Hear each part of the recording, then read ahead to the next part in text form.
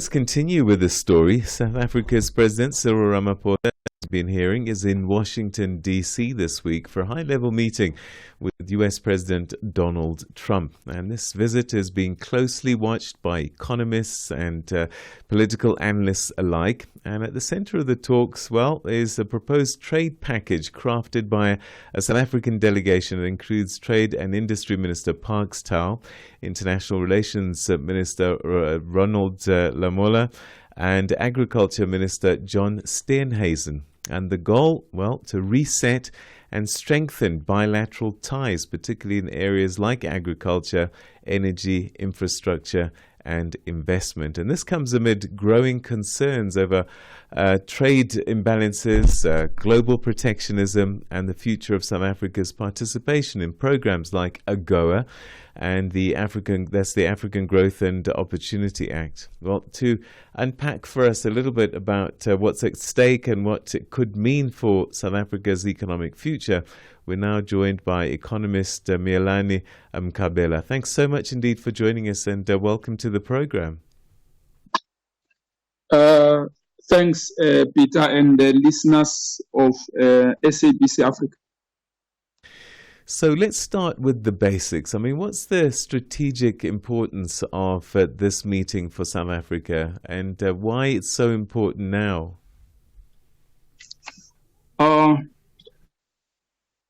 It is always good to start with the base, as you are indicating, that the United States is one of the top 4 biggest investors in South Africa. And then they've invested in automotive industry, and then we can see big companies like Ford that are at Tshwane Special Economic Zone.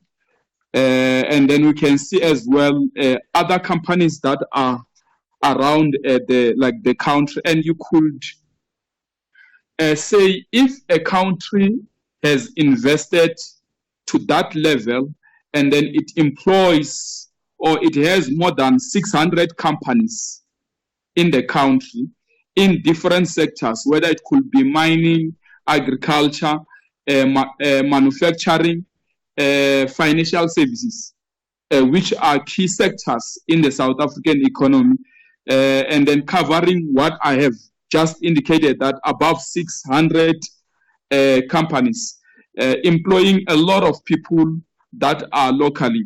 So it is important to have an understanding or clarity of a misunderstanding that might have happened with such a president. And at the same time, to increase relationships, whether it could be looking at expanding the automotive manufacturing and its investment, and then looking as well at other metal beneficiation, because United States by itself, they are not gonna be a strategic country to manufacture in their own country, but they can partner with countries like South Africa to manufacture. And then looking at expanding agriculture and looking at poultry farming. And you will remember in 2016, South Africa and America had a very topical discussion with the chicken. So a lot of chicken franchises that are all over the world, they are led by American companies. And as a result, it is very critical to talk with the President of United States. United States is the biggest investor as well in technology in South Africa, looking at big companies like your Microsoft and Google. They are local and they are employing a lot of people as well. So it is critical to have a strategic discussion with such a president, and we clarify the things that probably might have went wrong. But the South African delegation as well is expected to apply wisdom and knowledge in negotiating or signaling with the United States. What's the fate of AGOA in your view at this stage? I guess these talks will give us a bit more clarity afterwards. practically, when you look on the last term of Donald Trump, AGOA was paused. And you can as well look at his term now, that whether I would have started with the grants to poor countries or U.S. aid grants have been paused, and then looking at other benefits in relation to tariffs as well are slightly paused. So in that regard, I don't really expect much from economic point of view from the United States president because of his, his thinking. So it is not really that we need to have a high expectation, but what it is expected from any leader, it could be economic stability domestically, and that has to as well benefit South Africa. But as to things that will be given to South Africa and the African continent, I really does not see that as his priority because of his type of mindset. So, I mean, a lot of focus, and rightly so, because the head of state is on Donald Trump and his attitude towards South Africa. The South African government has been at pains to say that our relationship is with America, American citizens, American people, American companies. Could there be some truth in that? Because Donald Trump's only president for 4 years, and some of these relationships predated him and will continue after him.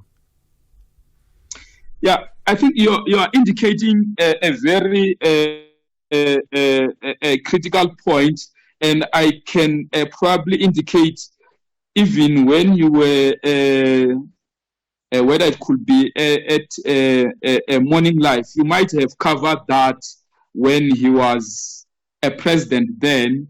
There are things that as experts we can indicate that a president in America can come, but it is very difficult to change America because it is a country that has a very deep institutional memory, and its structure as well, it's deep. They are highly organized in a lot of things. So in 4 years, it is very difficult that Donald Trump can come and swing America to look at another direction. It is a very short term indeed, because you can look at it as if it could be 2 years because of how big is the economy. But if it was a small economy, he could probably do a lot of things. But America is a very big economy, and it has really a strong, it is a strong economy, and it wouldn't really be changed overnight. All right. Miyelani, we're going to have to leave it there. Let's see what happens this week. And it'll be interesting conversations that we'll have in the near future. Thanks so much indeed for your thoughts today. Thanks, and the listeners of SABC Channel Africa. Thank you. That's Miyelani Mkhabela, who's an economist, giving us his take on President Ramaphosa's visit to Washington, D.C. and the White House with Donald Trump. It's time for your news headlines. Here's